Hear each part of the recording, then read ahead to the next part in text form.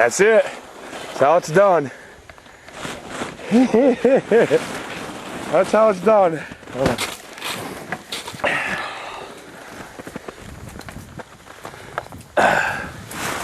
Right. We got our dog for today. We got him. It's been a real hard weekend. We didn't think we were gonna get one. Made I don't know, we probably called 20 sets this weekend. Nothing. Nothing at all. Finally, it's pretty late in the morning too. It's about 8:30, 9 o'clock, and this dog, he was working these hedgerows out here.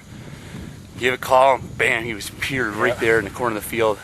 And there's a little hump in this field. He just couldn't tell where he was, and there he popped right up. Popped up probably 40 yards away, 50 yards away. Good shot. Got him. Whew. Nice fur on it. Yeah. Female? Yep. What's it look like? It is cool. Yeah. All right. Good job. Knocked the crap right out of it. 30 pounds? 35? No, like Small. 31. Looks a lot bigger out when we seen it out in that field, didn't it? What? Yeah, I see it pour it out. Nice shot on her. She's facing